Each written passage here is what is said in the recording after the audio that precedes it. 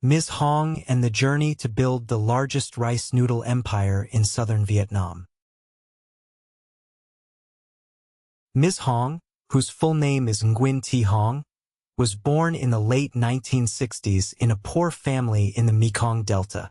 As the youngest of 5 siblings, Ms. Hong grew up witnessing the struggles her family faced. Her parents were rice farmers, but their earnings were insufficient to cover all their needs. From a young age, she was accustomed to helping her parents with farm chores, from planting rice to carrying water or taking care of the pigs. Despite their financial difficulties, Ms. Hong received a lot of love and education from her parents. Her mother often said, "Being poor means lacking money, but never lack determination."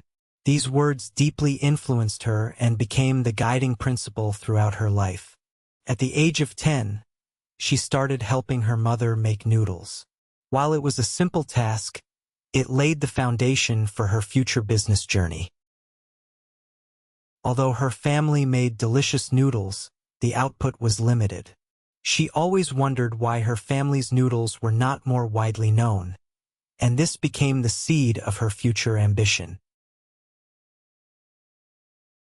The years of struggling in a big city. In 1989, at the age of 20, Ms. Hong decided to move to Ho Chi Minh City, Saigon, to seek a livelihood. At that time, Saigon was a bustling city but also highly competitive.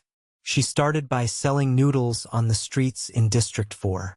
With a small amount of money her mother gave her, she began selling noodles, walking across the streets with a basket of noodles on her shoulder, serving workers and laborers who needed a hearty breakfast at an affordable price. In the early days, business was slow and work was exhausting.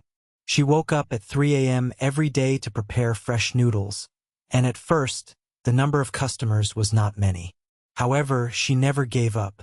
Over time, she realized an important thing. Customers always wanted freshness and safety. Therefore, she decided not to use preservatives and only sold freshly made noodles every day. One day, when a customer complained that the noodles turned sour in the hot weather, Ms. Hong took this feedback seriously and found a way to improve her noodle production process to keep them fresh longer. Her approach to work was always meticulous, and she believed that customers are my teachers. Starting from scratch. In 1992, Ms. Hong decided to open a noodle factory in a rented house with basic equipment like hand grinders and large noodle pots. Initially, she only supplied noodles to small local restaurants. Despite the challenges, she never let herself get discouraged. The quality of her noodles began to be recognized by more people. From small restaurants, she started receiving larger orders, and she realized she had to scale up. However, maintaining product quality as output increased was difficult. She often worked from early morning until late at night, sometimes fainting from exhaustion, but every time that happened, she would think about her future and her family, and this kept her going. In 1994, Ms. Hong met Mr. Tung, the owner of a well-known restaurant in District 5. After trying her noodles, he decided to place a large order. This was a turning point in her business, as she realized that with quality and sincerity, she could attract larger business partners. Taking the bold step of expansion. In 1995, with the profit she earned over the years, Ms. Hong decided to invest in automatic noodle production machinery. This was a bold move, as failure would have led to significant debt. However, she did not hesitate. She borrowed money from the bank and purchased modern equipment, which helped reduce costs and improve productivity. During this period, the noodle market became increasingly competitive, with other competitors using cheap additives to lower production costs. But Ms. Hong remained committed to her principle of not compromising on quality. She often said, Profit can be earned back, but once trust is lost, it is gone forever. She continued to focus on producing fresh, preservative-free noodles of the highest quality. To protect her brand, she began building her own distribution system, directly supplying noodles to large restaurants and eateries. Thanks to her reputation for quality, she gradually expanded her customer base and distribution network. Crisis and strategic decisions. In 1997, when the Asian financial crisis affected the Vietnamese economy, Ms. Hong faced a significant challenge. Raw material prices skyrocketed, while consumer demand decreased sharply. At this point, she could not just wait for the situation to improve. She decided to find new ways to maintain production. She signed long-term contracts with rice farmers in the Mekong Delta to stabilize prices and supply, while also helping them with farming techniques. This smart decision allowed her to both maintain quality and build sustainable relationships with local farmers, protecting both her supply chain and the product's value.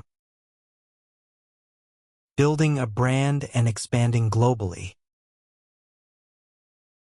After overcoming the financial crisis, Ms. Hong began focusing on building her brand. In 2001, she registered the brand name Hong Fresh Noodles and invested in a quality control system that met food safety standards.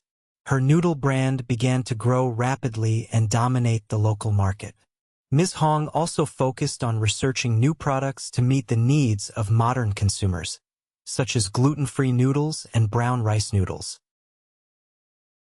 By 2010, her brand was not only well known in the southern region but also expanded to the central and northern regions. Not stopping at the domestic market, Ms. Hong began exporting noodles to countries with large Vietnamese communities, such as the United States, Australia, and Japan. This move was a pivotal step in not only solidifying her brand in Vietnam but also expanding internationally. Legacy and passion for a lifetime. By 2024, Ms. Hong is now 56 years old. While she has handed over the day-to-day operations to the next generation, she still plays a significant role as an advisor and a key figure in the company. Ms. Hong is not only a successful businesswoman but also a philanthropist. She founded a scholarship fund, built homes for the underprivileged, and supported rural development projects. She always believed that success is not just measured by profits but also by the value one brings to society. She often reminds her children, "What comes quickly may also go quickly. Only hard work and honesty can sustain long-term success." Her story is a valuable lesson for anyone facing challenges. From a poor girl selling noodles on the street, she built the largest noodle empire in southern Vietnam, proving that nothing is impossible.